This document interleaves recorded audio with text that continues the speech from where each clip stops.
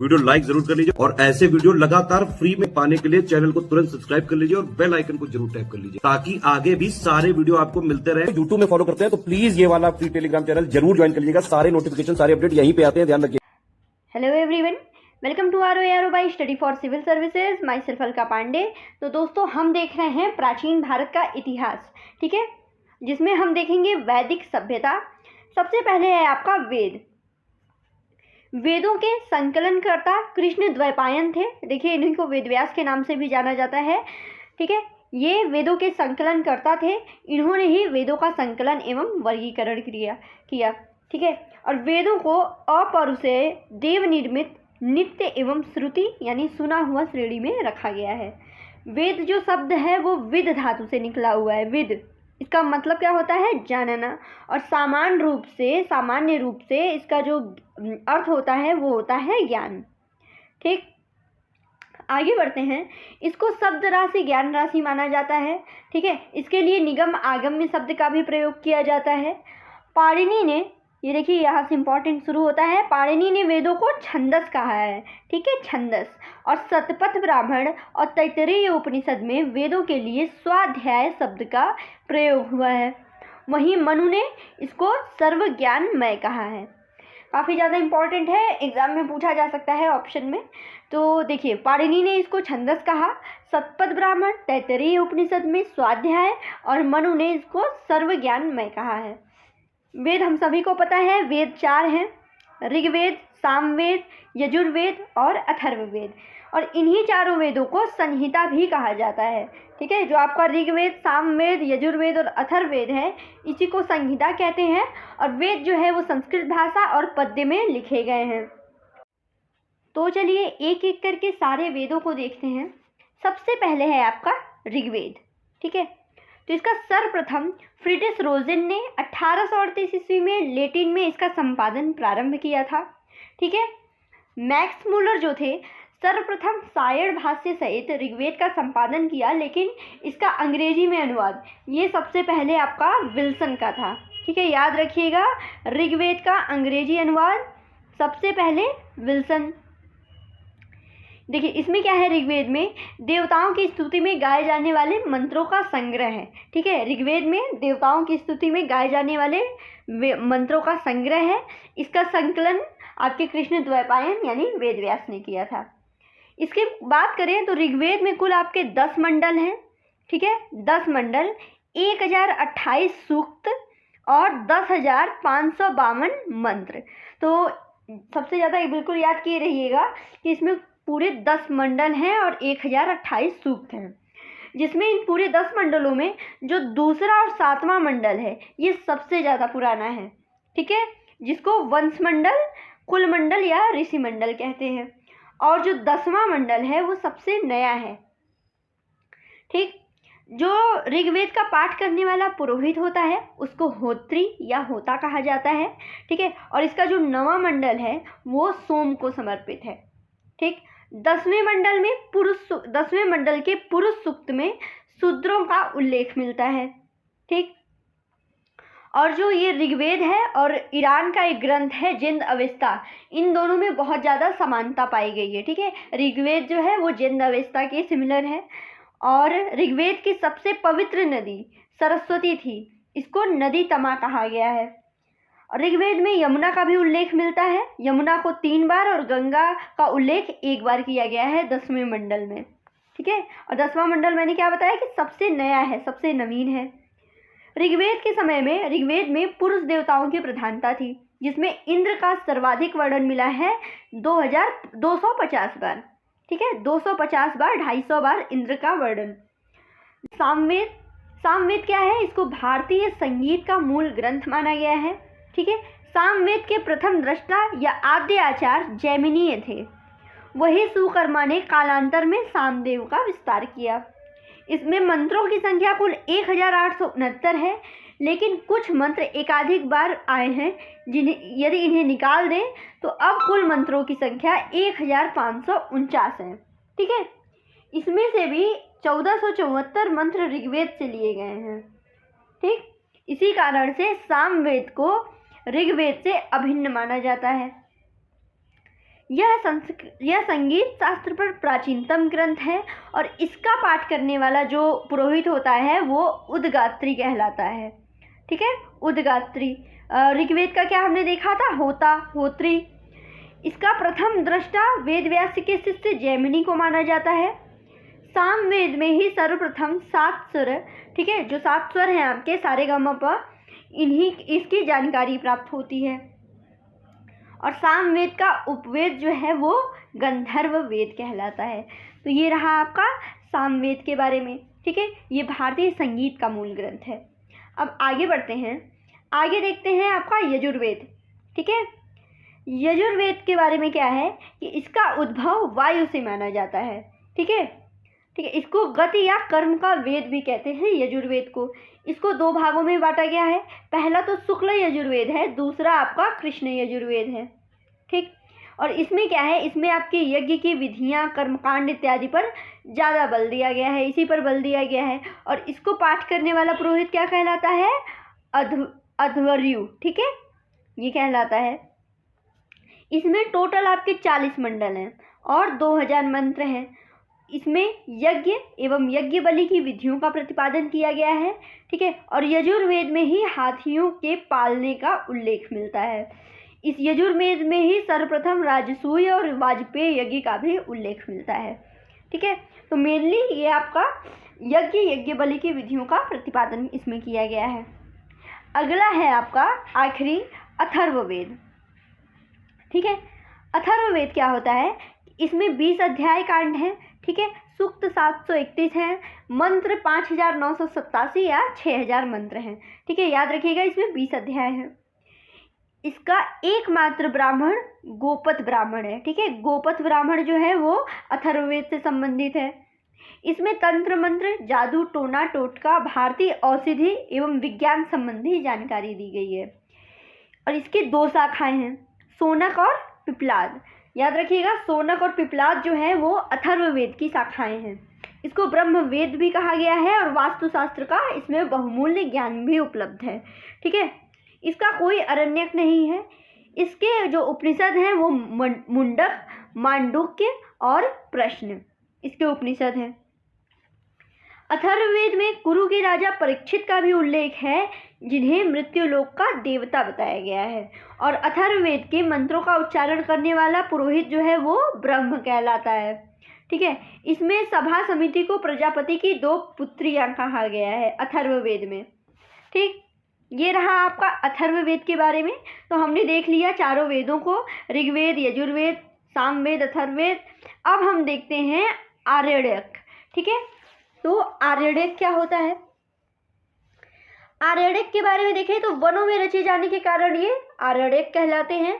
और वर्तमान में 7 प्रमुख आर्यक हैं। इनका नाम बस देख लीजिए, ऐतरेय, तैतिरी, माध्यन्दिन, संखायन, मैत्रायणी, तलवाकार, बृहदारण्यक। ठीक है, ये 7 प्रमुख आर्यक हैं आपके। अब चलिए थोड़ा इंपॉर्टेंट इसमें से देखिए क्वेश्चन उठ के आता है। हम देखेंगे ऋग्वेद के मंडल। ऋग्वेद में हमने बताया था टोटल 10 मंडल हैं। एक एक करके सबके बारे में जल्दी जल्दी रिवीजन कर लेते हैं। तो देखिए, जो पहला मंडल है, इस मंडल के 50 सूक्त कण्व ऋषियों द्वारा लिखे गए हैं। दीर्घतमा, अगस्त्य आदि के मंत्र इसमें हैं। इस मंडल के ऋषियों को शतर्चिनः कहा गया है। ठीक है, शतर्चिन प्रथम मंडल के ऋषि। इसमें 20 राजाओं के एक युद्ध का उल्लेख मिलता है, जिसमें 60,099 राजाओं ने भाग लिया था।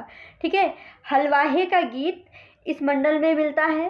वंश मंडल 2 से 7 तक के मंडलों को वंश मंडल कहा गया है। ठीक है, 2 से 7 तक के। इसमें किसी भी मंडल का प्रथम सूक्त अग्नि को, द्वितीय सूक्त इंद्र को संबोधित है। और वंश मंडल के ऋषियों को सामूहिक रूप से प्रगाथा कहा जाता है। तो देख लीजिएगा, पहले मंडल में क्या क्या चीज़ें हैं, 20 राजाओं का युद्ध और हलवाहे का गीत। ये इंपॉर्टेंट है, एग्जाम में पूछेगा। दूसरा मंडल जो है ये गृहत्समद ऋषि का है। उनको विश्व का पहला अभियांत्रिकी माना जाता है। ठीक है, गृहत्समद ऋषि विश्व का पहला अभियांत्रिकी। तीसरे मंडल की बात करें तो ये विश्वामित्र का है, तीसरा मंडल। इनको पहला धर्म गुरु माना जाता है। ये कुशिक कुल के थे। इसी मंडल से गायत्री मंत्र का उल्लेख मिलता है, जिसकी रचना विश्वामित्र ने अनार्यों को आर्य बनाने हेतु की थी। ठीक है, ये सावित्री को संबोधित है। यह वह सूर्य का एक रूप एवं प्रातःकाल की देवी थी। ठीक, तो तीसरा मंडल ये विश्वामित्र से संबंधित है और इसमें गायत्री मंत्र का उल्लेख मिलता है, बहुत ही ज़्यादा इंपॉर्टेंट हुआ ये। चौथे मंडल की बात करें तो ये वामदेव का है, इसमें कृषि मंत्रों का उल्लेख मिलता है। उसी तरह पांचवा मंडल आत्रि ऋषि से और छठा मंडल जो है वो भारद्वाज ऋषि से संबंधित है। ठीक, अब आगे बढ़ते हैं। सातवें मंडल की बात करें तो ये वशिष्ठ ऋषि से संबंधित है, ये वरुण देवता को समर्पित है। इसी में 10 राज युद्ध का वर्णन मिलता है। 10 राग ये युद्ध याद रखिएगा। ठीक है, इसमें मंडूक सूक्त है, जिसमें वेद पाड़ी ब्राह्मणों की तुलना वर्षा ऋतु में बोलते हुए मेढकों से की गई है। ठीक, आठवां मंडल जो है कण्व ऋषि का है। नौवां मंडल ये अंगीरा का है। इस मंडल के ऋषियों को पावमान्या कहा जाता था। इसमें 114 सूत्र हैं जो सोम देवता को समर्पित हैं। ठीक है, सोम देवता। ठीक है, एफेड्रा नाम पौधे से सोम की पहचान की जाती है। सोम को ही पवमान कहते हैं। ठीक है, चूंकि यह मंडल सोम को ही समर्पित है, इसलिए पवमान मंडल भी कहा जाता है। ब्राह्मण अपना देवता सोम को मानता था। ठीक है, नवें मंडल की ये बात की गई है। 10वें मंडल की बात करें तो देखिए सबसे नया वाला मंडल यही था, सबसे नवीनतम। तो इस मंडल के ऋषियों को महासुक्ता तथा क्षुद्र सुक्त कहा जाता था। श्रद्धा, कामायनी, इंद्राणी, सची आदि के मंत्र इसमें हैं। पुरुष सूक्त, नासदीय सूक्त, नदी सूक्त, द्यूतकर यानी जुआरी का विषाद सूक्त, जुआरी की पत्नी का विलाप, हिरण्यगर्भ सूत्र, वाक सूक्त, सूर्य सूक्त, सब इसी मंडल के भाग हैं। ठीक है, तो ये रहा आपका उसके ऋग्वेद के सारे मंडल, ये हमने देख लिए। अब आगे हम देखते हैं यजुर्वेद के उपनिषद। मंडल तो देख लिए हमने। आपको सिर्फ इसमें यही याद रखना है कि हाँ, पहले मंडल में क्या है, दूसरे मंडल में, 9वें मंडल में, 10वें मंडल में। ठीक है, ये सारी चीज़ें याद रखिएगा। अब चलिए देखते हैं यजुर्वेद के उपनिषद। तो सबसे पहले आता है आपका बृहदारण्यक उपनिषद या वाजसनेयी ब्राह्मणोपनिषद। ठीक है, इसे बृहदारण्यक की बात करें तो इसे अरण्यक एवं उपनिषद दोनों कहा जाता है। इस उपनिषद के प्रवक्ता याज्ञवल्क्य हैं। याज्ञवल्क्य वाचकन्वी गार्गी संवाद, याज्ञवल्क्य मैत्री संवाद का उल्लेख इसमें हुआ है। ठीक है, एग्जाम में कई बार पूछा गया है कि याज्ञवल्क्य गार्गी संवाद किस उपनिषद से संबंधित है, तो याद रखिएगा बृहदारण्यक से। ठीक है, अब तैत्तिरीय उपनिषद की बात करें तो शिक्षावल्ली, ब्रह्मानंदवल्ली, भृगुवल्ली इस उपनिषद के 3 भाग हैं। ठीक है, इसमें गुरु शिष्य के व्यवहारों का आदर्श रूपरेखा खींची गई है। इस उपनिषद में बताया गया है कि सदा सत्य बोलो, अन्न ही ब्रह्म है, वही औषधि है, खूब अन्न उपजाओ, अतिथि देवो भवो, मातृ देवो भवो, वरुण भृगु संवाद इत्यादि। ठीक है, ये भी एग्जाम में पूछा गया है, अतिथि देवो भव, याद रखिएगा, तैत्तिरीय उपनिषद है। कठोपनिषद जो है इसमें यम नचिकेता का संवाद है, बहुत ही ज़्यादा इंपॉर्टेंट। यम नचिकेता का संवाद ये कठोपनिषद से मिलता है। ठीक है, श्वेताश्वर उपनिषद, इसमें परमात्मा को रुद्र और दुनिया को माया कहा गया है। इसी में मोक्ष एवं नवधा भक्ति की चर्चा की गई है। भक्ति का प्रतिपादन इस उपनिषद की विशेषता है। ठीक है, अब मैत्रेयी उपनिषद की बात करें तो स्त्रियों को जुआ एवं शराब का योग कहा गया है। ठीक है, इसमें त्रिमूर्ति का उल्लेख हुआ है। इसी में पहली बार निराशावाद के तत्व भी दिखते हैं। इसमें योग के 6 अंगों जो पतंजलि के योग में अष्टांग हो गए तथा हठ योग का विवरण मिलता है। ठीक है, और भारत के चक्रवर्ती 15 राजाओं के नाम बताए गए हैं, तो याद रखिएगा। अब आता है ईशोपनिषद, तो ये लघु उपनिषद है। यजुर्वेद का 40वां अध्याय ही ईशोपनिषद है। ठीक है, इसका मुख्य विषय आध्यात्मिक चिंतन है। आध्यात्मिक चिंतन ईशोपनिषद से है। ठीक, गीता में वर्णित निष्काम कर्म का प्रतिपादन सबसे पहले इसी में मिलता है और इसमें कर्म करते हुए 100 वर्ष तक जीवित रहने की इच्छा को सराहा गया है और आत्महत्या को घोर पाप बताया गया है इस उपनिषद में। आगे बढ़ते हैं। आगे है आपका नारायणीय उपनिषद, महानारायणीय उपनिषद, तो ये तैत्तिरीय संहिता का ही उपनिषद है, इसमें नारायण की चर्चा है। और तैत्तिरीय आरण्यक में दो उपनिषदों का समावेश है, ठीक है, एक तैत्तिरीय उपनिषद, दूसरा महानारायणीय उपनिषद। तो ये रहे आपके उपनिषद, ये पूरा हो गया यजुर्वेद के। अब देखेंगे हम लोग सामवेद के उपनिषद। तो देखिए, सामवेद के उपनिषद की बात करें तो सबसे पहले आता है आपका छांदोग्य उपनिषद।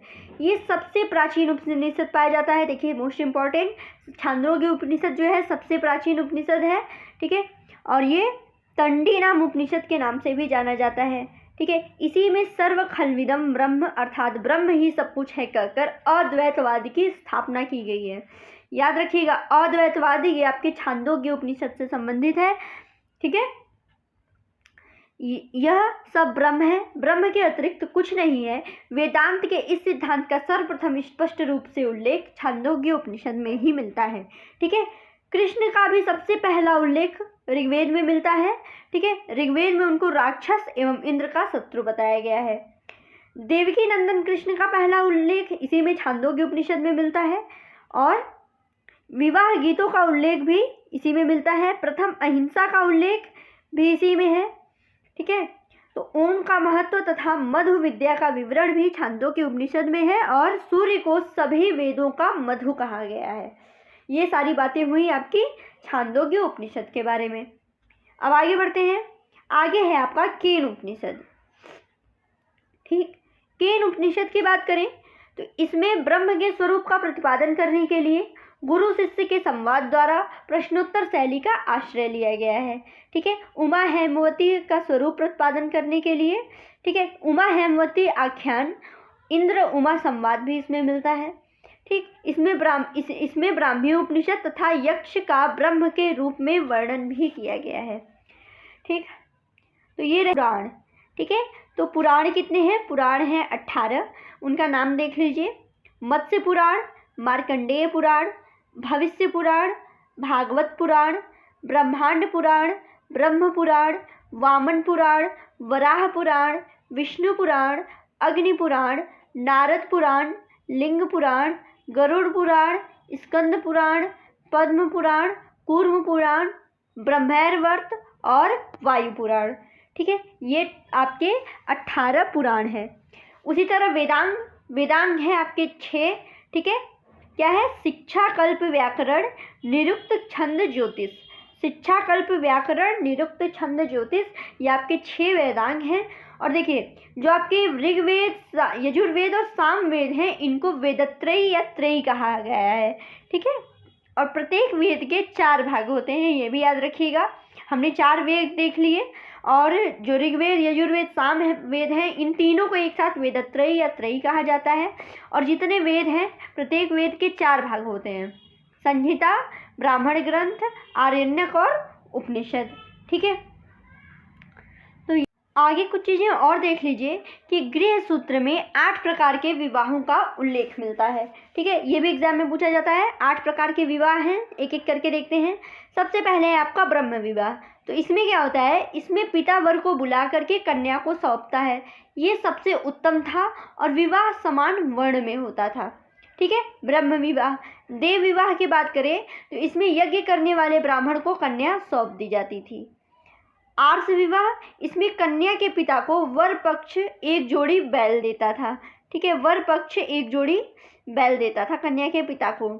प्रजापत्य विवाह की बात करें तो पिता वर पक्ष से कर्तव्य निर्वहन का वचन लेता था। ये विवाह बिना लेन देन के होता था। गंधर्व विवाह, तो ये प्रेम विवाह था। असुर विवाह क्या होता था कि कन्या को खरीद कर विवाह किया जाता था। राक्षस विवाह अपहरण करके, और पैशाच विवाह बलात्कार या विश्वासघात द्वारा। तो ये 8 प्रकार के विवाह हैं गृह सूत्र में। आगे देखते हैं कुछ और चीज़ें कि वैदिक काल में प्रयोग किए जाने वाले शब्द, ठीक है। वैदिक काल में प्रयोग किए जाने वाले शब्दों को देखते हैं। राजा को गोप्ता, राजा जो था वो गोप्ता कहलाता था। अतिथि गोहंता, गोहन। युद्ध जो था वो गविष्ट, गेसु, गम्य। गाय को अघन्या कहा जाता था, एग्जाम में भी पूछा गया है। लांगल, हल। सीता, ये भी एग्जाम में पूछा गया है कि खेत में हल चलाने के बाद बनी नालियां या निशान। बढ़ई तक्षण, नाई जो था वाप्ति, मरुस्थल धन्व, अनाज धान्य, उर्वरा मतलब जुते हुए खेत, खिल्य मतलब चारागाह, लेखाकार अक्षवाप कहा जाता था, वाज्रपति चारागाह प्रमुख, कुलपति पिता का प्रधान, परिवार का प्रधान, स्पष्ट गुप्तचर। ठीक है, और वैदिक काल की कुछ नदियां हैं और उनका आधुनिक नाम ये भी एग्जाम में पूछा गया है। ठीक है, अस्कनी चेनाब नदी को कहा जाता था, व्यास नदी विपाशा कहलाती थी, परुसड़ी जो है वो रावी नदी, वितत्सा झेलम नदी, कुंभा काबुल, कुर्मु ये कुर्रम, गोमती गोमल, सुवास्तु स्वात, सदानीरा गंडक, सुतुद्री सतलज और घग्घर को द्रिसादती। ठीक है, तो ये रहा आपका ऋग्वेदिक काल की नदियाँ। ठीक है, तो दोस्तों आज के लिए बस इतना ही। Thank you so much.